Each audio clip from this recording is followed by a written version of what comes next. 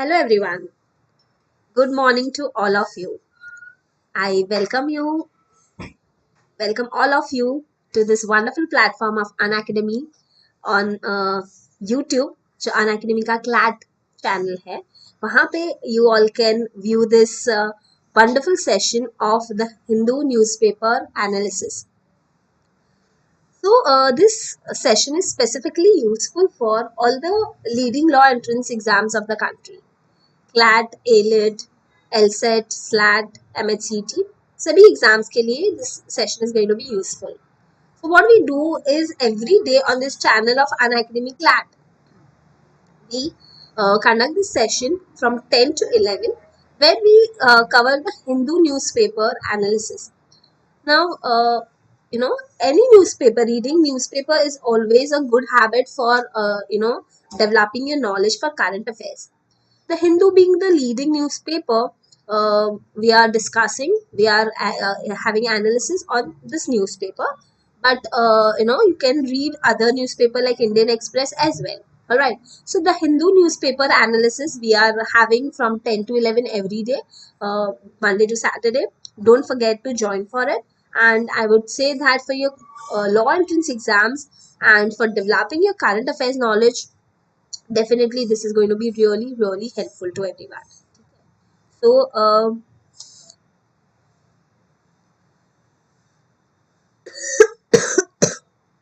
just give me a second.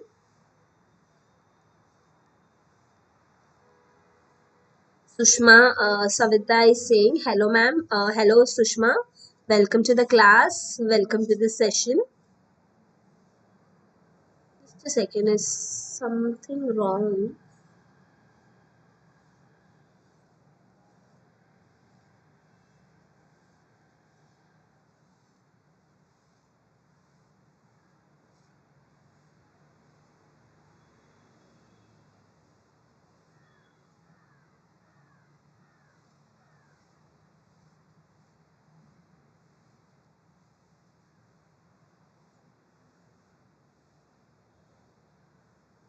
Sushila is saying hello ma'am. Hello Sushila, welcome to the class.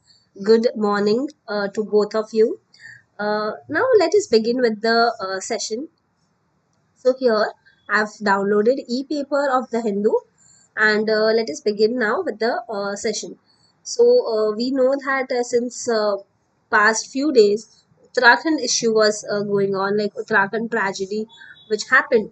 So there is a news regarding that, and then there is a disengagement happening at Pangong TSO from both the sides, both the sides army, from Indian army and Chinese army, दोनों side से जो disengagement चल रहा है, ये भी एक बहुत बढ़िया न्यूज़ हमने कल के फ्रंट पेज पे हेडलाइंस के तौर पे देखा. चाइना हैड डिक्लेयर्ड, वो चीज़ के बारे में देखा. एंड कल के दिन में even our defence minister, Indian defence minister Rajnath Singh ने भी ये डिक्लेयर किया है. ठीक है, let us now see each of them in detail. ठीक है, तो ये फ्रंट पेज पे ही I'll just highlight this. You can see on the right side. Just make this full view. So coordinated disengagement and Pangong TSO, Rajnath tells RS. तो राजनाथ सिंह हमारे जो defence minister है, उन्होंने बताया कि कोऑर्डिनेटेड डिसएंगेजमेंट दोनों side से, चाइना और इंडिया के दोनों के कोऑर्डिनेटेड डिसएंगेजमेंट चल रहे हैं पैंगोंग टीएसओ पे. It's a good move and it's a good development in building relationship with China again. Like China और इंडिया के बीच में हेल्दी रिलेशंस के लिए एक अच्छी शुरुआत है ये. हमने कल के दिन के आर्टिकल में जो देखा था, एग्जैक्टली सिमिलर चीज इधर दिया हुआ है. जो चाइना ने डिक्लेयर किया था, similar thing is declare over here. So army and troops is basically not reduced, I mean वो वैसे ही है, but the tanks and all the weapons and all the war related weapons, those are like उसके regarding disengagement हो रहा है, वो सब कम कर दिए गए हैं. तो यही इस आर्टिकल में कवर किया है. आप देख सकते हो ये पैंगोंग TSO एरिया है, जहाँ हम इतने सारे देख रहे हैं कि ये टैंक्स वगैरह है जो बम्बार्डिंग के लिए वगैरह के लिए हेल्प होते हैं। तो ये जो है इसमें ये सब चीज़ का डिसंगेजमेंट स्टार्ट हो गया है। बिसाइड दैट ट्रूप्स रहेंगे वहाँ पे भी अभी भी सिक्योरिटी रीजंस के लिए, धीरे धीरे उसको भी कम किया जाएगा। तो एक मई मंथ से ऑलमोस्ट ये सिचुएशन चल रहा था, 5 मई से ये प्रॉब्लम चल रहा था इंडिया और चाइना के बीच में, जो अभी फाइनली डिसाइड किया है दोनों साइड के डिफेंस मिनिस्ट्री ने कि अप्रैल तक जो सिचुएशन थी, टिल अप्रैल जो सिचुएशन थी पहले, वैसी ही सिचुएशन हम लोग वापस रिस्टोर कर लेंगे। तो ये बारे में ये आर्टिकल है, ठीक है। आगे बढ़ते हैं, दूसरा article excuse me. So next article is regarding Uttarakhand. So Uttarakhand में हमने ऑलमोस्ट संडे को ये प्रॉब्लम हुआ, ट्रेजिडी हुआ, उसके ग्लेशियर बर्स्ट हुआ, उसके बाद जो फ्लड जैसा सिचुएशन हो गया था इन ऋषि गंगा एंड थौली गंगा रिवर। उसके बाद जो एक हाइड्रो पावर प्रोजेक्ट का टर्नल था उसमें 35 वर्कर्स वर स्टक, ओके, और उनको रेस्क्यू करने की ट्राई की जा रही थी इतने दिनों से, बट अभी भी वो ट्राई चालू है। And now the bad news is yesterday it was seen that levels of water is still increasing. It's not decreasing, it's still increasing, and because of that it is becoming even more difficult to rescue the workers from the tunnel. Okay, 35 workers stuck है उधर, and the death toll is also increased, almost 36 तक पहुंच गया number. सो इतनी सारी deaths हुई है और अराउंड 200 लोग मिसिंग है इन उत्तराखंड रीजन, ठीक है, because of this tragedy which happened in Uttarakhand on Sunday. तो ये आपको ध्यान में रखना है। तो ये टर्नल है जहाँ रेस्क्यू मिशन चल रहा था, इसके रिगार्डिंग आपको जो जानना चाहिए था मैंने ओवरव्यू आपको दे दिया है, बाकी ज़्यादा डिटेल में कुछ जानना नहीं है इसमें, ठीक है। Harshal is wishing me good morning. Harshal, good morning to you too.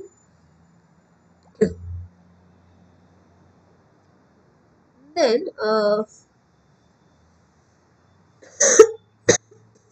this one thing on the front page you need to know, this one article. Follow the law. Ravi Shankar Prasad tells social media. तो रविशंकर प्रसाद कौन है? हमारे IT minister है, cabinet ministry में IT information technology minister जो है रविशंकर प्रसाद, he is telling that to all the social media handles that they must follow laws, ठीक है। तो सारे सोशल मीडिया हैंडल्स, ये मे बी फेसबुक और व्हाट्सएप और ट्विटर, तो इन सभी को लॉज फॉलो करने हैं। This is specifically said for in the context of Twitter. Twitter जिस तरीके से हमने कल के आर्टिकल में भी देखा था, बता रहा था कि 500 अकाउंट्स के अगेंस्ट एक्शन लिया था ट्विटर ने, but they have spared like media persons Twitter account, उनको उन्होंने नहीं एक्शन लिया है उनके अगेंस्ट। ये एक्शन जो लिया था वो गवर्नमेंट के कहने पे ट्विटर ने लिया था, गवर्नमेंट ने कंपेल किया था ट्विटर को to take action which is kind of provoking people against government of India. तो वैसे कमेंट्स जिस हैंडल्स पे आ रहे थे, जिस अकाउंट से आ रहे थे, उनके अगेंस्ट एक्शन लेने को ट्विटर को बताया गया था। तो इधर ट्विटर अर्लियर तो said know that they will not follow the order of the government, but then they yesterday in their blog post they said that they have taken action against 500 accounts and not against not against the media people, like media people के जो accounts है उनके against नहीं लिया है, because they are promoting free speech, that it's a constitutional right, fundamental right के सबको free speech है, इसलिए हम लोग ये नहीं करेंगे, सोशल जो मीडिया वालों के अकाउंट है उसको हम लोग नहीं एक्शन लेंगे। इसके ही जवाब में बेसिकली रविशंकर प्रसाद जो है उन्होंने बताया है sorry that they have to follow the law when Twitter is talking about right to speech under fundamental right, freedom में आता है right to speech। तो अंडर आर्टिकल 19(2) ये भी बताया गया है कॉन्स्टिट्यूशन में कि freedoms are subject to and these fundamental rights are subject to some restriction if it is violating security and sovereignty of India, then to that extent freedom can be restricted, it can be restrained. So that is supposed to be followed by Twitter and all the social media handles. This is what Ravi Shankar Prasad, IT minister, have mentioned in his comment. Alright, so ये आपको सब चीज ध्यान में रखना है. आगे देखते हैं. तो ये एक जवाब आया. ऐसे अगर आर्टिकल्स आपको एज अ पैसेज दिए जाते हैं आपके एग्जाम में, तो आपको कॉन्स्टिट्यूशन रिलेटेड काफी क्वेश्चंस पूछ सकते हैं. देन ये एक बहुत एक बहुत एक खराब चीज हो रही है महाराष्ट्र रीजन में. महाराष्ट्र की जो स्टेट गवर्नमेंट है, शिवसेना गवर्नमेंट, उद्धव ठाकरे जो सीएम है जिस गवर्नमेंट के, वो government basically is not actually respecting governor mister Bhagat Singh Koshyari. ठीक है. So Bhagat Singh Koshari being the governor of the state, like he's a constitution head of the state. So as per constitution, governor is said to be head of the state, and the state government is also not above the governor. Okay, so what governor is being, like how governor is being treated. कल के भी एक article में हमने देखा था अजीत पवार जो शिवसेना के मिनिस्टर है, उन्होंने गवर्नर के खिलाफ काफी लाइक खराब वे में कमेंट किया था, क्रिटिसाइज किया था. That governor is not is making delay in approving the 12 nominated members of legislative council. तो इसके रिगार्डिंग उन्होंने बहुत क्रिटिसाइज किया था गवर्नर को, और उनको बोला था कि बीजेपी के साथ ही बातचीत में वो लोग, उनका टाइम खत्म नहीं हो रहा है. सच bad allegations were put on the governor and criticism was made towards governor. अभी और एक खराब एक्शन करते हुए literally the hassle between governor and the state government is seen, where governor Koshari, Bhagat Singh Koshari जो governor है महाराष्ट्र के, he was denied the use of VVIP aircraft for Dehradun trip. So what happened here was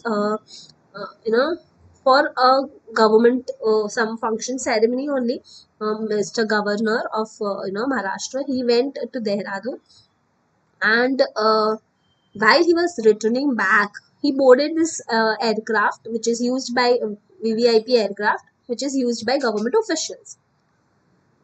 Here, after he boarded the flight, he was denied that he has no right to access this VVIP aircraft of government because he has not taken permission from chief minister and like from the state government. So he will not be allowed. So basically, इतना disrespect किया जा रहा है governor को in the state of Maharashtra. So this is the entire fact. So the relation between governor and the state government is not good in the state of Maharashtra.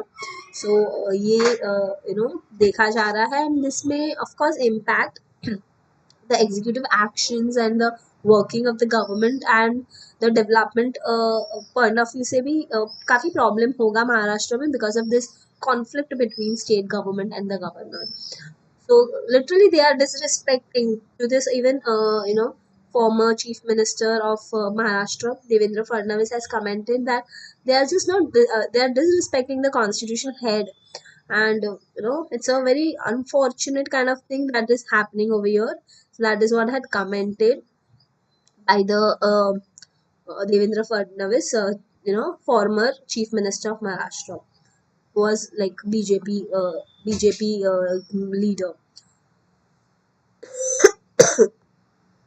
Another one article is also regarding Maharashtra government, like Maharashtra government minister Ajit Pawar, who's the deputy chief minister. He says that ballot paper won't return in state polls. So he's just commenting that a lot of people are criticizing that electronic voting machine जो EVM use किए जाते हैं उसमें काफी उसको tampering किया जाता है. So Ajit Pawar is clearly saying the party who's losing the election is claiming that EVMs are not working well. So we should return to the ballot papers जो पहले हुआ करते थे कि हम बैलेट पेपर पे साइन करके अपना बैलेट पेपर अंदर डालते थे, तो वैसा होना चाहिए. But Ajit Pawar is saying only party who loses feels like that. So actually ऐसा कुछ नहीं है. I have complete faith in EVM machine, like electronic voting machine. तो ये बैलेट पेपर तो कभी रिटर्न नहीं होंगे स्टेट पोल्स में, ऐसा अजीत पवार ने स्टेटमेंट दिया है. ये सभी फ्रंट पेज के न्यूज थे इम्पोर्टेंट, जो आपको जानने चाहिए थे. आगे बढ़ते हैं हम लोग सेकंड पेज पे. सेकंड पेज पे नथिंग, आप देख सकते हो पूरा का पूरा पब्लिक नोटिस से भरा हुआ है ये पेज. एंड एक जो ये वैलेंटाइन फॉर ऑल है, ये आपकी एग्जाम पॉइंट ऑफ व्यू से इम्पोर्टेंट नहीं है, so we will not cover that. Third one will see regional and north, basically north region के रिगार्डिंग जो न्यूज़ है उसमें ये एक बहुत ही ज़्यादा इम्पोर्टेंट चीज़ है. दिल्ली में जो मेट्रो और ज़्यादा डेवलप किया जा रहा है, more areas are getting connected through metro. तो इसके लिए एक प्रपोजल है कि सर्टेन एरिया में मेट्रो बिल्ड करना है दिल्ली में, तो इसके लिए 11,000 ट्रीज को कट करना होगा, to which lot of and it will lead to a lot of environmental issues. So basically lot of people have filed petition in the court, Delhi High Court, that such metro काम के लिए 11,000 trees को compromise करना is like very big thing. ये नहीं होना चाहिए. तो इस चीज़ के लिए बेसिकली सुप्रीम कोर्ट में भी मैटर गई थी, और सुप्रीम कोर्ट ने एक पैनल फॉर्म किया था. तो high court is saying, Delhi high court, that supreme court appointed panel को ही ये एनवायरमेंटल इश्यूज में देखना चाहिए. तो दिल्ली हाई कोर्ट ने बोला है कि सुप्रीम कोर्ट अपॉइंटेड पैनल इस चीज़ में एनवायरमेंटल एंगल से देखें और अकॉर्डिंगली डिसीजन दे. तो दिल्ली मेट्रो वर्क के लिए ये 11,000 ट्रीज गिराना is like very bad in city like Delhi, where already pollution due to vehicles is anyways very critical. So in such area, if अगर 11,000 trees को भी गिराया जाता है, तो it will really bad for the environment. So that is why it is said that High Court, Delhi High Court is urging Supreme Court appointed panel to look into environmental issues. So that is it. यही चीज़ आपको जानना था. तो justice Pratibha M Singh from Delhi high court, she said के supreme court panel को इसमें environmental issue में देखना चाहिए. ठीक है, तो यही इसमें है जो आपको जानना चाहिए था. मैंने एक ओवरव्यू आपको बता दिया है. आगे बढ़ते हैं. दूसरा इसमें एक इम्पॉर्टेंट है, अगेन एनवायरमेंट रिलेटेड ही है. हरियाणा का ये चीज़ है, जो ये न्यूज़ है, इसमें बताया जा रहा है कि furnish report on forest land, NGT tells Haryana. NGT here means national green tribunal. ठीक है, तो here what has been done is IOCL means Indian oil corporation limited, इनको एक लैंड अलॉट किया गया है. गवर्नमेंट ने उनको एक लैंड अलॉट किया है which is actually a forest land. ठीक है, एंड ये जो non forest activities, Indian oil corporation किस चीज़ के लिए काम करता है हम सभी को पता है इंडिया में, right. So non forest activities के लिए फॉरेस्ट लैंड अलॉट करना इज वेरी रॉन्ग थिंग. इसके रिगार्डिंग गवर्नमेंट को रिपोर्ट, हरियाणा गवर्नमेंट को रिपोर्ट देना होगा. So they have to furnish report on forest land. National green tribunal ने हरियाणा को ये बोला है. नेशनल ग्रीन ट्रिब्यूनल जो एनवायरमेंटल इश्यूज में देखता है वो ट्रिब्यूनल है. ठीक है, तो violation in land allotted to IOCL plea, तो एक पिटिशन फाइल किया गया है कि जो IOCL को लैंड अलॉट किया गया है वो फॉरेस्ट लैंड है और नॉन फॉरेस्ट एक्टिविटीज के लिए नहीं अलॉट होना चाहिए. तो there is a violation of law over here. So the Haryana government is asked to furnish a report on this matter by National Green Tribunal. ये आपको जानना था. ठीक है, इधर बताया गया है, मेंशन किया गया है. आप सभी को ये न्यूज़ जाननी चाहिए, स्टैटिक इंफॉर्मेशन पता होनी चाहिए. नेशनल ग्रीन ट्रिब्यूनल के चेयरपर्सन कौन है? जस्टिस आदर्श कुमार गोयल. आप रीड कर सकते हो इधर. National green tribunal chairperson is justice Adarsh Kumar Goyal. ठीक है, and he directed Deputy Commissioner Gurugram जो हरियाणा में जो गुरुग्राम एरिया है वहाँ के डेप्यूटी कमिश्नर को डायरेक्शन दिया है कि आप डिविजनल फॉरेस्ट ऑफिसर के ये दोनों को कि आप कंप्लायंस इंश्योर करो कि ये रिपोर्ट गवर्नमेंट के पास से मिल जाए। ठीक है, ये देखते हैं हम लोग। High Court refuses to interfere in East Kidwari Nagar revamp project. Okay, तो इधर ये भी नॉर्थ रिलेटेड न्यूज है। दिल्ली हाई कोर्ट ने बोला है कि हम ये जो east Kidwai Nagar revamp project, revamp means redevelopment project है, इसमें हम इंटरफेयर नहीं करेंगे। तो ऐसे भी डिसीजन हाई कोर्ट दे सकती है when they say that we will not interfere in some project, we will not consider this matters के ये जुडिशियली डिसाइड होना चाहिए।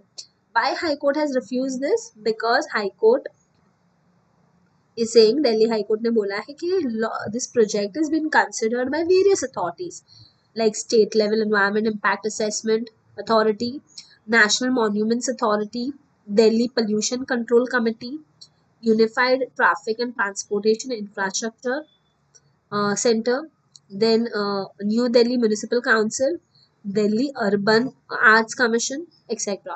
ऐसी बहुत सारी कमिटीज ऑलरेडी इसमें कंसिडरेशन ले रही है और उन्होंने अगर गो अहेड दिया है तो high court is nobody to now say no for this redevelopment project. This is what high court has said for for the petition filed by some person who was objecting to this redevelopment project. Okay.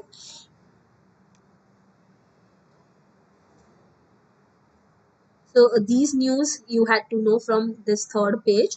आगे हम fourth page पे बढ़ते हैं। Fourth page पे आप देख सकते हो फुल ऑफ पब्लिक नोटिस है। सॉरी, तो ये भी आपको नहीं करना है। फिफ्थ पेज पे बढ़ते हैं हम लोग। Navneet Kumar is saying good morning, is wishing me good morning to you too Navneet। तो ये फोर्थ पेज मैंने निकाला, फिफ्थ पेज निकाला है। West means Maharashtra and Gujarat and all. तो इधर ballot papers won't return, Pawar ने बोला है, अजित पवार ने। तो ये हमने ऑलरेडी डिस्कस कर दिया है कि he is having faith in EVM machines and he is saying that ballot paper won't return. तो ये चीज़ किया हुआ है। बाकी तो पूरा पब्लिक नोटिस से ही भरा ये पेज, हमें नहीं करना है। Coming now to sixth page, the very important page from your exam point of view. It is an editorial page.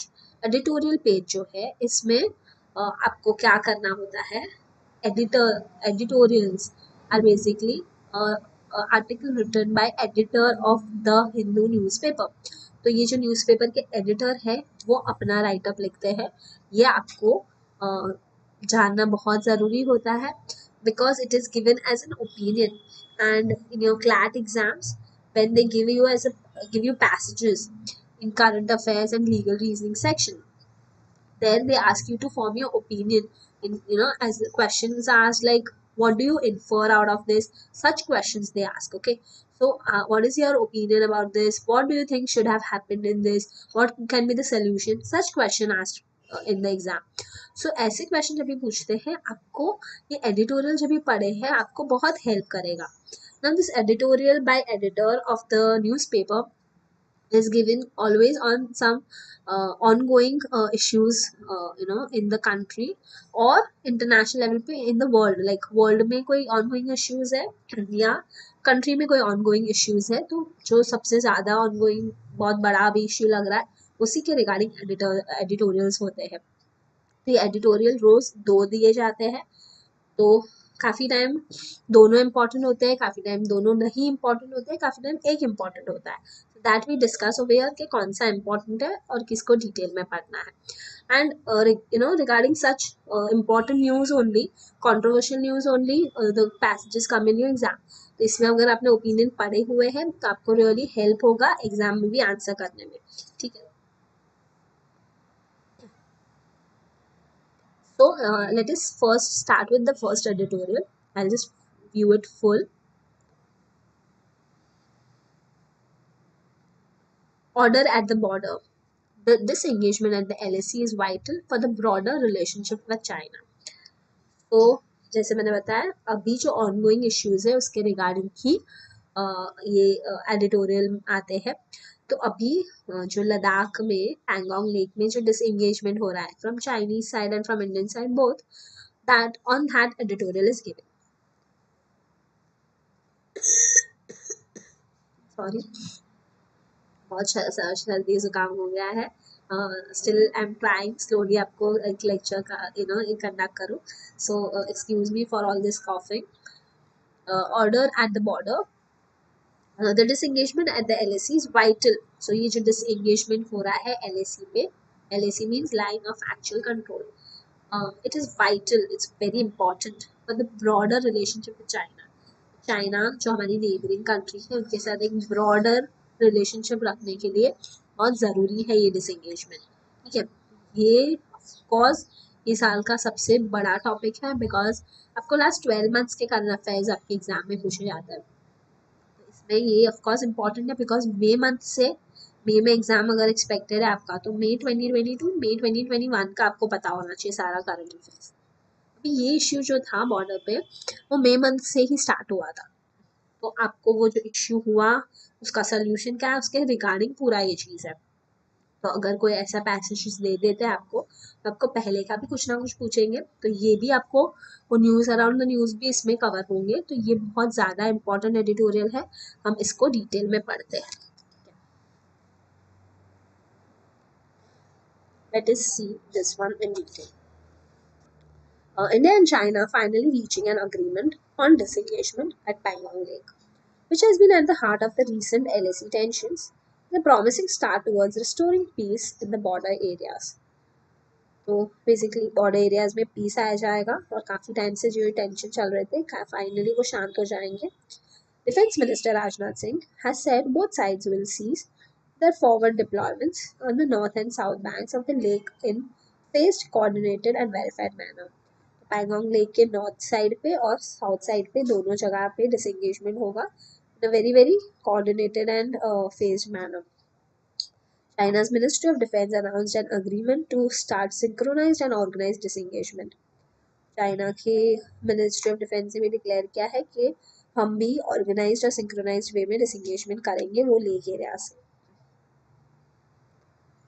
Both sides have agreed to a temporary moratorium on patrolling in the disputed areas north and south of the lake. तो दोनों side ने temporary moratorium discuss किया। Moratorium means no one will take any action, ठीक है, ऐसा decide किया है regarding patrolling in that disputed areas north और south of the lake. Sorry. The withdrawal of armored elements, including tanks that have been in dangerously close proximity, began on Wednesday. तो withdraw क्या किया है, armoured elements जो arms अम्युनिशंस वगैरह है और जो टैंक्स वगैरह है उस जो काफ़ी क्लोज प्रॉक्सिमिटी में था दोनों कंट्री का, उसको विड्रॉ करने का डिसीजन हुआ है और ये डिसएंगेजमेंट इस वे में चालू हुआ है। All frontline personnel will subsequently be withdrawn over the next 2 to 3 weeks.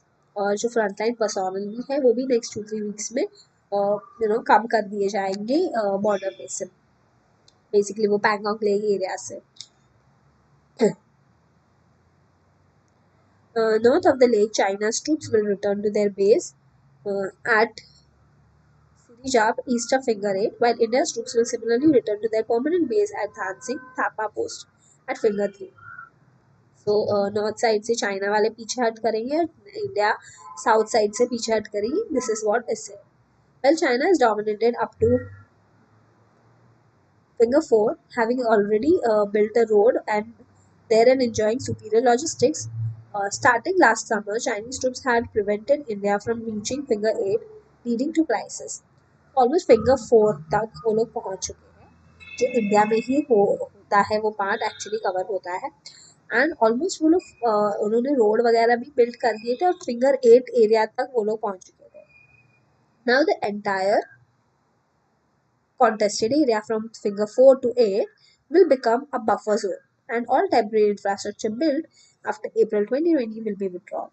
तो ये जो Finger 4 to 8 है वो बफर एरिया हो जाएगा, कोई उधर नहीं आएगा, ना ही चाइना वाले ना ही इंडिया वाले, एंड जो भी टेम्पररी इंफ्रास्ट्रक्चर उधर अपने ऐसे टैंक्स वगैरह डाल के आ गए थे, वो टेम्पररी इंफ्रास्ट्रक्चर जो अप्रैल के बाद स्टार्ट हुए थे वो सभी को विड्रॉ किए जाएंगे.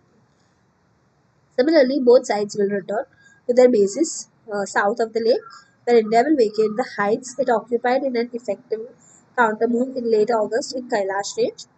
Basically, जो दोनों के बेसिस है चाइना और इंडिया के at the south of the lake, वो हटा देंगे. And India will also vacate जो उन्होंने कैलाश रेंज में अपना काउंटर मूव करके जो प्लेस ऑक्यूपाई की थी, वो इंडिया भी हटा देगी. Which gave India much needed leverage to negotiate as well as demonstrated it resolved to match China's action. और it gave, because of this what happened कि इंडिया एक लेवरेज मिला नेगोशिएट करने का और एक इश्यू रिजॉल्व करने का चाइना के साथ मौका मिला. Standoffs on the north and south banks involving troops and artillery remained the hardest nut to crack over 9 long rounds of talks between military commanders. तो ये जो अभी disengagement हो रहा है, it is a result of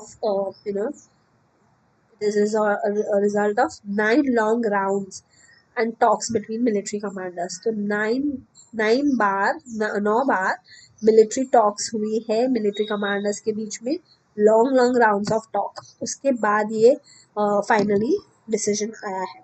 ठीक है. With this agreement, the only pending problems now are smaller, less concerning standoffs involving fewer troops in patrolling points 15 and 17A in the Gogra Hot Springs area, which will be taken up 48 hours after this engagement and Pangong Lake is completed over the next few weeks. तो इसके बाद एक बड़ा issue तो हट चुका है, but एक कुछ कुछ छोटे छोटे इश्यू रह गए हैं, तो वो भी फ्यू वीक्स में हटा दिए जाएंगे, खत्म कर दिए जाएंगे, वो ऐसा बोला जा रहा है. In the Dapsang Plains, there is no standoff situation or heavy deployment of troops, but a long-running dispute over the LAC and blocking of patrols and predates the current crisis and as yet remains unresolved. तो डेप्सेंग planes जो है वहाँ पे कोई stand of situation नहीं है और heavy deployment of troops है, बहुत ट्रूप्स है इंडिया वाले और चाइना वाले, but long running dispute over LAC, क्योंकि हमारा डिफाइंड नहीं है इंडिया और चाइना के बीच का जो लाइन ऑफ एक्शन कंट्रोल है.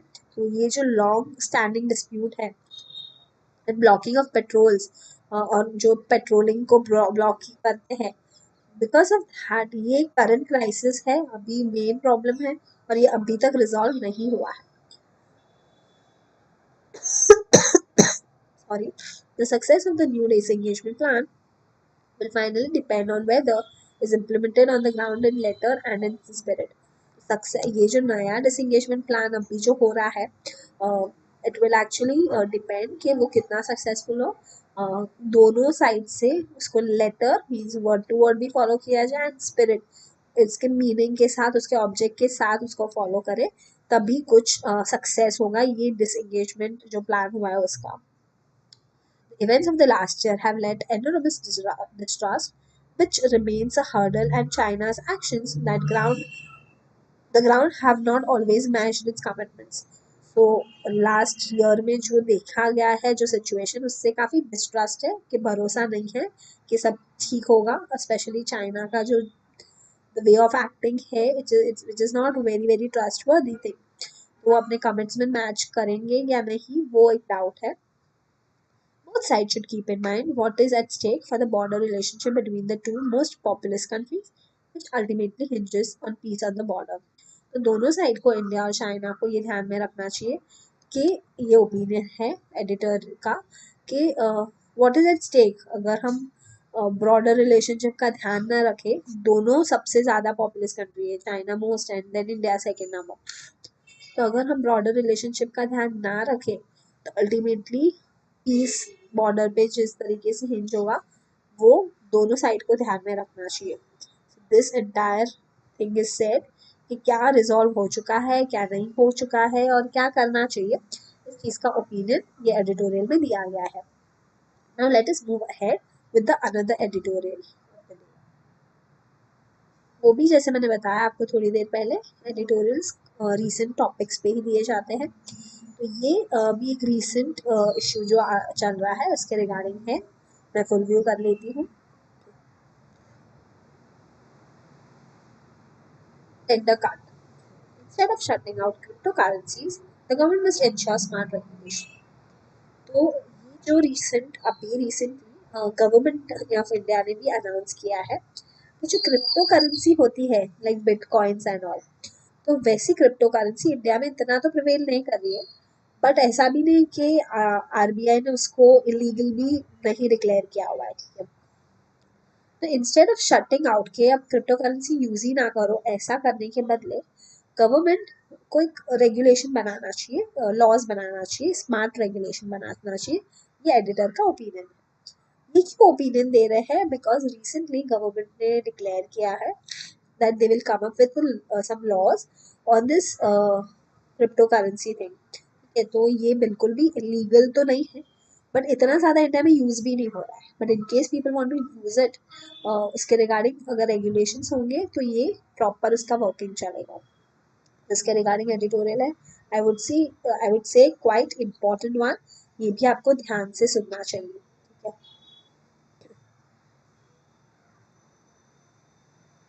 The government statement about bringing in a law on cryptocurrency is welcome. Government ने स्टेटमेंट जो दिया है कि हम क्रिप्टो करेंसी पे लॉ लाएंगे, editor is saying that it's quite welcoming thing as it could put an end to the existing ambiguity over the legality of these currencies in India.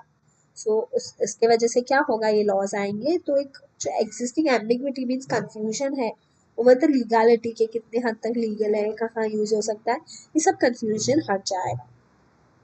The vagueness exists, notwithstanding the fact that the government has, from time to time, suggested that it does not consider them to be a legal tender. तो vagueness क्यों है इसमें? It's not a sure thing. ऐसा क्यों है? Because government काफी time to time ये बोलती रही है, नॉट विथ स्टैंडिंग, ऐसा बोला जा रहा है कि notwithstanding the fact that government from time to time suggest that it does not consider them to be a legal tender.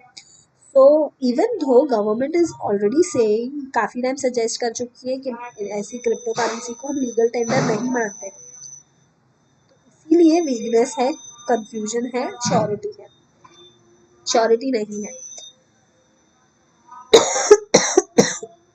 Sorry, it has not, however, been able to channel this understandable disapproval arising out of the fact that such currencies are highly volatile, used for illicit internet transactions, and wholly outside the ambit of the state into any sort of regulation. तो ये इसीलिए भी बहुत ये disapproval जो government कर रही है कि इसको हम लीगल टेंडर नहीं मानते हैं, ये समझने जैसी बात है। It is understandable disapproval because it is arising out of the fact that ये करेंसी जो है बहुत हाईली वोलेटाइल है, उसका प्राइस कभी ये है कभी वो है, it's not sure and illicit wrong kind of internet transaction में इसको यूज़ किया जाता है and it is Holi out of control of state, that is government के कंट्रोल के बाहर है। So it very sort of regulation, फिलहाल उसका कोई रेगुलेशन नहीं है, गवर्नमेंट के कंट्रोल के बाहर है। In 2018, the RBI did send a circular to banks directing them not to provide services for those trading in cryptocurrencies. तो आरबीआई ने वैसे बैंक को एक सर्कुलर भेजा था 2018 में कि क्रिप्टो करेंसी में जो डील करते हैं उनके अकाउंट्स को ब्लॉक किया जाए, उनको साथ ट्रांजैक्शंस नहीं किए जाए। But this was eventually set aside by the Supreme Court, which found the circular to be disproportionate. But Supreme Court ने इसको set aside किया था आरबीआई के सर्कुलर को और बोला था कि ये काफ़ी disproportionate चीज़ है। Even then, the central bank had consistently maintained that virtual currencies were not banned in India. ये इसीलिए सुप्रीम कोर्ट ने बोला कि डिसप्रपोर्शनेट है, because central bank that is RBI हमेशा से बोलती आई है कि ये जो क्रिप्टो करेंसी है, virtual currency, it is not banned in India. ये बोल रहे हो तो how can you not allow banks to deal with it? Okay, also the RBI could not show that entities had it regulated were adversely impacted by exchanges dealing in virtual currencies. और RBI भी कोई reason नहीं दिखा पाई, show नहीं कर पाई कि क्यों उन्होंने ये एडवर्सली इम्पैक्टेड जो it regulated were adversely impacted by exchanges, और ये भी नहीं रीज़न दिखा पाई कि इसके वजह से कोई भी जिस पे आरबीआई का रेगुलेशन चलता है, मीन्स बैंक्स वगैरह, बैंक्स एनबीएफसी वगैरह, तो उसके वजह से किसी को भी बैड इफेक्ट, एडवर्स इफेक्ट हुआ, वैसा भी आरबीआई प्रूव नहीं कर पाई है। तो वो बेसिस पे सुप्रीम कोर्ट ने बोला कि ये सर्कुलर आरबीआई का ठीक नहीं है। The minister of state for finance Anurag Thakur, who on Tuesday confirmed in the Rajya Sabha this Tuesday, like 2 days back, that a bill was in the offing, highlighted the complexity in regulation. He said regulatory bodies like RBI and SEBI, etc., also don't have a legal framework to directly regulate cryptocurrency, as they are neither currencies nor assets or securities or commodities issued by an identifiable user. तो the minister of state of finance जो है mister Anurag Thakur, उन्होंने Tuesday को confirm किया राज्यसभा में कि हम इसके ऊपर लॉ लाने वाले हैं। ठीक है, फिलहाल आरबीआई या सेबी के पास भी ऐसा कोई लीगल फ्रेमवर्क नहीं है जिसमें वो रेगुलेट कर पाए क्रिप्टो करेंसी को। So we are now planning to come up with a law, ऐसा मिस्टर अनुराग ठाकुर ने अनाउंस किया है on Tuesday. This legal ambivalence has not, however, been able to prevent cryptocurrencies from having a growing clientele in India. So ये legal ambivalence means not sure कि government भी इसको recognisation proper नहीं दे रही है, तो इसके वजह से ज़्यादा क्लाइंटल मीन ज़्यादा लोग यूज़ करने वाले नहीं है ये क्रिप्टो करेंसी फिलहाल। Their attraction may only grow now, given that the most well known of them is also the most valuable, Bitcoin, has hit new peaks in price and is gaining influential followers such as Tesla founder Elon Musk. अभी तक तो India में भी बहुत लोग इसे नहीं use कर रहे थे बिकॉज कोई श्योरिटी नहीं है, गवर्नमेंट भी इसके रिगार्डिंग बहुत श्योर नहीं है। बट नाउ इसका अट्रैक्शन बढ़ेगा बिकॉज और वो बिकॉज सबसे ज़्यादा जो वैल्यूएबल क्रिप्टो करेंसी है बिटकॉइन, उसके प्राइजेस भी बहुत हाई जा रहे हैं because Elon Musk, right now the Tesla founder, he has taken interest in this and he's been like interested in this, he's following this that is why उसके price काफी बढ़ रहे हैं। तो इसके बाद अभी इंडिया में भी इसमें इंटरेस्ट बढ़ सकता है। तो what will the bill seek to do, ये जो बिल आ रहे हैं, नए लॉ बनाने की तैयारी हो रही है रिगार्डिंग क्रिप्टो करेंसी, ये क्या होगा उसमें, ये बता रहे हैं एडिटोरियल में। Those associated with this niche but growing ecosystem will be worried about this question the most. So basically ecosystem में जो इन्वॉल्व है फिनांस फील्ड में, उनको बहुत ये जानने में इंटरेस्ट होगा कि अभी क्या होने वाला है, क्या बिल में आएगा। Cryptocurrency exchanges which have sprung up are reportedly lobbying with the government to make sure these currencies are regulated rather than banned outright. तो जैसे स्टॉक एक्सचेंजेस होते हैं स्टॉक मार्केट में डील करने के लिए, वैसे भी क्रिप्टो करेंसी एक्सचेंजेस भी बढ़ रहे हैं, it's springing up, like it's coming up, and वो चाहते हैं कि उनकी जो लॉबी है, मींस काफ़ी इसमें इन्वॉल्व लोग हैं, वो लोग चाहते हैं कि गवर्नमेंट इसको बैन कर दे सीधा सीधा, उसके बजाय कुछ लॉज लेके आए इसके regarding. Smart regulation is preferable as a ban on something that is based on technology of distributed ledger cannot be implemented for all practical purposes.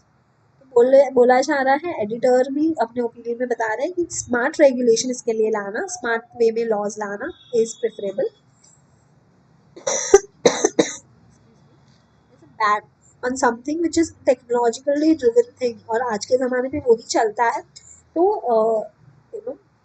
rather than banning it completely, bringing smart regulation is preferable any day. Even in China, where cryptocurrencies have been banned and the internet is controlled, trading in cryptocurrencies has been low but not non-existent. तो China में भी crypto currency ban किया गया है और उसके regarding internet का use भी कंट्रोल किया गया है, बट फिर भी वो कम्प्लीटली नॉन एग्जिस्टेंट नहीं है कि कोई नहीं यूज़ करता, ऐसा नहीं है।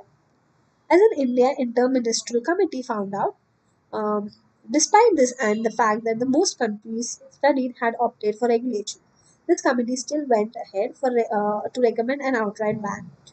So, in इस committee ने जो discuss करनी है on this regulation bringing laws on cryptocurrency, वो committee ने काफ़ी countries को भी study किया है हर कंट्रीज में इसके रिगार्डिंग रेगुलेशन लाए जा रहे हैं, नॉट बैन, बट उसके बावजूद उन्होंने एक बार बैन भी रेकमेंड किया था. Of course, it encouragingly also batted for an official digital currency as well as for the promotion of the underlying blockchain technology. और ये कमिटी सो ऑफ कोर्स ये जो है वो ऑफिशियल डिजिटल करेंसी के तौर पे तो नहीं लाई जाएगी definitely. The government resist the idea of a ban and push for smart regulation. Editor का यही ओपिनियन है कि गवर्नमेंट को ये आइडिया बैन का बिल्कुल निकाल के एक स्मार्ट रेगुलेशन इसके रिगार्डिंग लाने के बारे में डेफिनेटली सोचना चाहिए. ठीक है, तो ये एक opinion, another opinion which was quite important is covered over here. Oh shit, just a second, give me a moment. I closed it by mistake. Just again download it.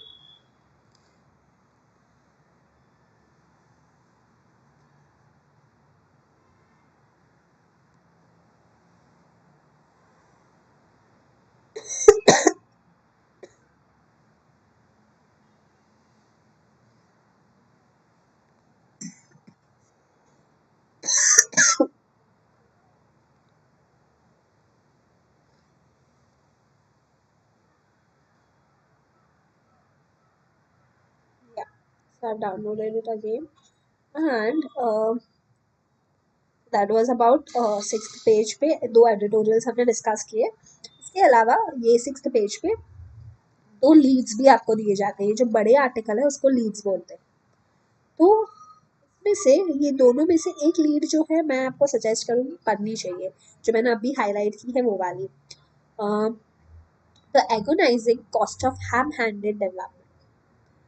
India's leaders must recommit themselves to the ideas and activism of environmentalists involved with Uttarakhand. ये वाला खास पढ़ना चाहिए. जो Uttarakhand tragedy हुई है इसके regarding opinion दिया हुआ है इसमें ऑथर ने. तो ये एडिटर ने नहीं लिखा है बट एक ऑथर ने लिखा है, तो वो चीज़ है. तो बेसिकली जो डेवलपमेंट के नाम पे जो जिस वे में एनवायरमेंटल को ग्रांटेड लिया जाता है, एनवायरमेंट को, उसके रिगार्डिंग ये पूरा आर्टिकल है. आपको खास पढ़ना चाहिए, आई वुड सजेस्ट. ठीक है, दूसरा एडिटोरियल है वो इतना काम का नहीं है मेरे हिसाब से एग्जाम पॉइंट ऑफ व्यू से, तो ये क्या आप पढ़ लेना. इसको बहुत बड़ा है, हम डिटेल में नहीं जाएंगे. इसमें क्या है मैंने एक ओवरव्यू बताया. नेक्स्ट पेज 7th पेज पे पढ़ते हैं आगे. ये भी एक कमेंट सेक्शन है. ये कमेंट सेक्शन में एक आर्टिकल दिया गया है. आप देख सकते हो कितना बड़ा आर्टिकल है. I just view it for full. तो इसमें ये आर्टिकल में दिया गया है is they have asked a question, is India's digital services tax discriminatory?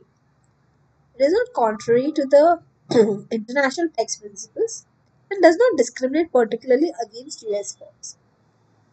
तो ये क्वेश्चन पूछा गया है कि डिजिटल प्लेटफॉर्म्स के लिए जो सर्विस टैक्स चार्ज किया जाता है in India, is it discriminatory? Means कुछ लोगों के लिए अलग, कुछ और लोगों के लिए अलग. Is it like that?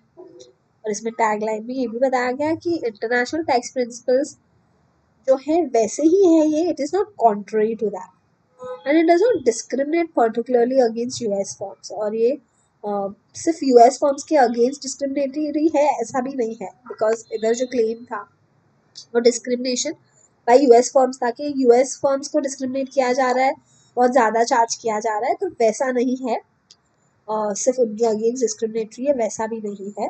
तो ये जो एक आर्टिकल है आई वुड से बहुत अच्छा वाला है, तो बस पढ़ना चाहिए इसको.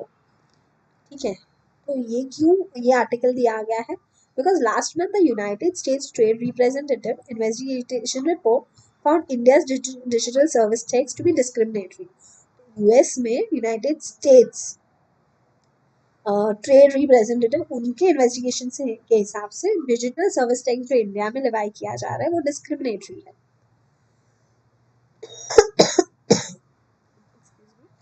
तो इसके वजह से ये पूरा आर्टिकल लिखा है. आई वुड से रिसेंट अभी जो टॉपिक्स है इसके रिगार्डिंग काफ़ी काम का ये चीज़ है. आपको ये पढ़ना चाहिए. It is on the page number 7. आज इसको पढ़ना आप लोग क्वाइट यूजफुल. ठीक है, में क्या है, मैंने आपको एक ओवरव्यू पहले दिया कि किसके रिगार्डिंग है, फिर आपको पढ़ना है।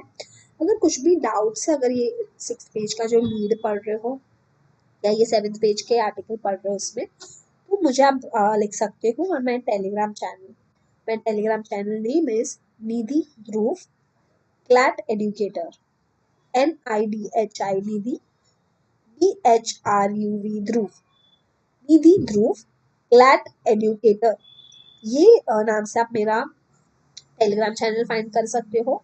एंड मुझे टेलीग्राम चैनल पे कोई भी डाउट्स है तो आप पूछ सकते हो, ठीक है। That was one thing on the 7th page.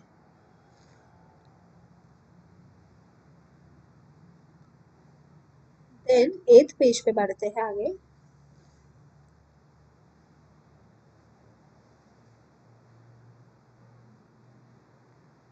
Cleanup begins on Kerala beach दिया है, तो हमने कल के ही आर्टिकल में देखा था कि एक स्पिलेज हुआ है, ऑयल स्पिलेज, ठीक है। उसकी वजह से सी उनका जो खराब है, केरला का सी खराब हुआ है, उसका क्लीनअप वर्क चल रहा है। सॉरी। देन ये 8th पेज पे एक न्यूज़ है, आपको जो पढ़ना चाहिए ध्यान से। ये पहली बार ऐसा हुआ है, हाई कोर्ट ने ऐसा डिसीजन पहली बार दिया है। It becomes quite important for you guys. Remember you are appearing for law entrance exams, तो कोई भी कोर्ट के डिसीजन है, स्पेशली सुप्रीम कोर्ट के, तो वो इम्पोर्टेंट है। बट अगर कोई हाई कोर्ट ने भी कोई डिसीजन पहली बार ऐसा कोई यूनिक टाइप का डिसीजन पास किया है, तो definitely that also you need to know. So what is there in this article? I'll give you overview about it. Okay. So High Court allows minor to end pregnancy. तो Kerala high court में basically one of the rape survivor, Kerala high court में one of the rape survivor का case चल रहा था, and the rape survivor's mother actually filed this case. The rape survivor was just 16 years old and she got pregnant because of the rape. And now she was almost 28 weeks pregnant. That means almost 7 months. ठीक है। तो आज तक जो high court ने कभी भी decision दिया है, मेडिकल टर्मिनेशन अलाउ किया है, तो 6 मंथ्स तक के प्रेगनेंसी में अलाउ किया है। बट 7 मंथ्स प्रेगनेंसी में अभी तक abortion, medical termination of pregnancy allow नहीं किया हुआ है, ठीक है। तो ये पहली बार हाई कोर्ट ये अलाउ करी है, because victim being the rape survivor and she's like minor, she's just 16 years old, and because of the trauma she went through, her mental condition, and because of her body is also not being ready at this tender age, the development of the fetus is also likely to stop. So maybe a live baby can be born, but still the family is not ready to accept it, take over. So इसके वजह से high court ने decision दिया है, minor girl can terminate her pregnancy when she is 7 months pregnant. It is allowed by the high court. So this is for the first time कि 7 months pregnancy में termination allow किया हुआ है. So that one thing you had to know. Next देखते हैं.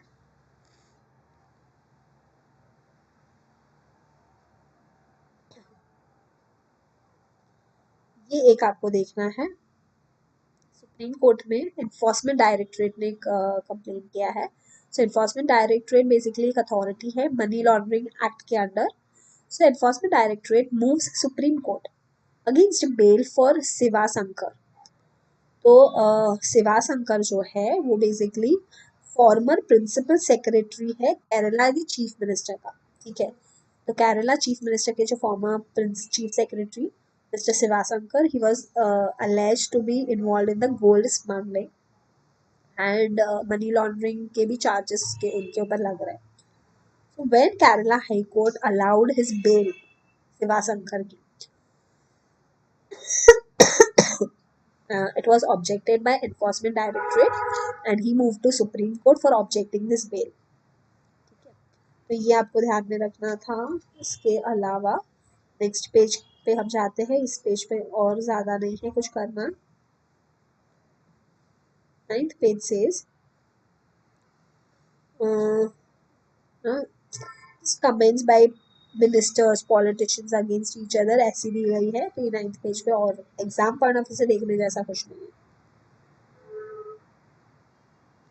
10th page पे ये खास ध्यान देखने जैसा चीज है। इसका sub headlines, dams in paraglacial zone are a danger. तो पैराग्लेशियल जोन जैसे उत्तराखंड, उसमें डैम्स बांधना is always a danger, and solar power is a sustainable alternative. Rather उधर डैम्स लाने के बदले इलेक्ट्रिसिटी जनरेट करने के लिए सोलार पावर लाना is a sustainable alternative, says the director of the People's Science Institute. So Ravi Chopra, being the director of the People's Science Institute, he has given a comment कि ऐसा paraglacial zone में आपको dams नहीं लाना चाहिए, rather solar power is a better option.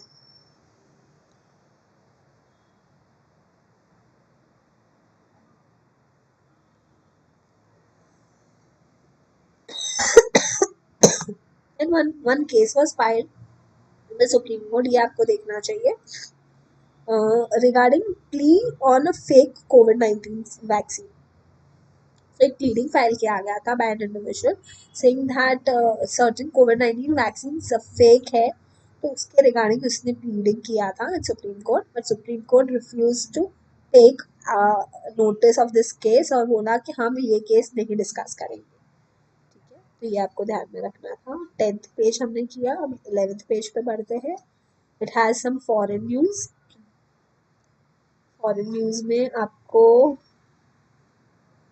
जानने जैसा ये एक चीज है कि Biden is also trying, Joe Biden, US new president, is also trying to bring a better relationship with China. आप देख सकते हो Joe Biden is with Xi Jinping, जो चाइना के प्रेसिडेंट है, उनके साथ है।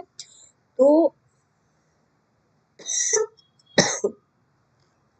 he will try that वापस अच्छे रिलेशन बिल्ड किए जाए जो ट्रम्प ने खराब किए हैं।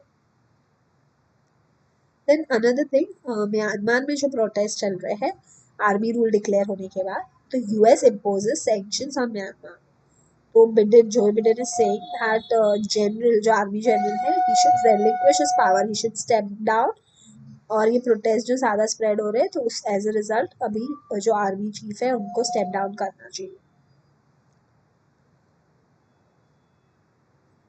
ये फॉरेन न्यूज़ आपको जानने जैसे थे। फिर 12th पेज पे बढ़ते हैं आगे, जो बिजनेस न्यूज़ है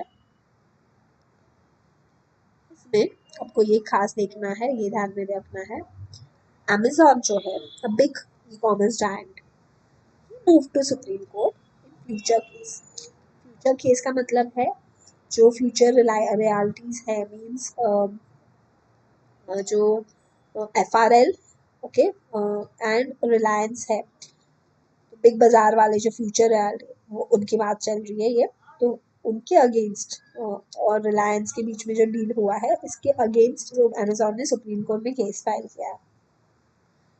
E-commerce major seeks, means Amazon, he seeks ex parte stay. Ex parte means one-sided stay on the deal between FRL and Reliance. ये फ्यूचर ग्रुप और रिलायंस के बीच में जो एक डील हुआ है, Amazon wants के दूसरी पार्टी को सुने बिना वन साइडेड डिसीजन इसमें दिया जाए सुप्रीम कोर्ट के थ्रू। तो ये इसके लिए Amazon has moved in the supreme court. एक बड़ा न्यूज़ था जो आपको जानना था in the business sector. Beside that, any other news is not that important. ठीक है, quickly moving to 13th page, sports news जो है। स्पोर्ट्स न्यूज़ में आपको ये चीज़ जानना है कि ये पेज पे नहीं, नेक्स्ट पेज पे स्पोर्ट्स का न्यूज़ आपको जानना है, लास्ट पेज पे। Devendra and Nimisha win gold, ये पूरा आर्टिकल हमें देखना है। So Pradeep, Pranav claim silver medals, और देवेंद्र और Nimisha won the gold medal. तो ये आपको जानना है पूरा इस कैटेगरीज में।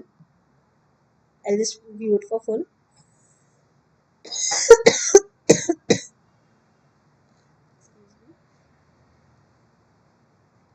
So promising para athletes Devendra Kumar and Nimisha Suresh Chakun Galfaramil won a gold medal each as India started its campaign at the 12th FEZA International World Para Athletics. जो para athletics grand prix event है, इसमें 6 medals मिले. Devendra Kumar and Nimisha को gold medal मिले. ठीक है. And because Devendra cleared a distance of 50.61 meters in his second attempt to take the goal in men's and men's discus throw F44 event, while Nimisha won in the women's long jump F46/47 event with an effort of 5.25 meter. ठीक है, तो ये gold medals मिले हैं. India took the 1-2 position in men's discus throw F44 with Pradeep winning the silver with a throw of 41.77 meters. India को और एक silver medal भी मिला है. मिस्टर प्रदीप जो सेकंड पोजीशन पे आए. Then Pranav Desai ran in 11.76 seconds to claim the silver medal in men's 100-meter T64 event. While Vinod Kumar took the bronze in men's discus throw F52 with a throw of 18.52 meters. ठीक है. And last is Rakshita Raju also claimed the bronze medal in women's 1500 meter T11 event. तो ये आपको ये सारे awards मिले हैं para athletics championship में इंडिया को. ये आपको ध्यान में रखना है. एंड बाकी ये पेज पे इम्पोर्टेंट कुछ नहीं है आपको जानने जैसा. So we have covered the entire the Hindu newspaper. I hope the session was helpful to everyone. Thank you so much. Bye bye.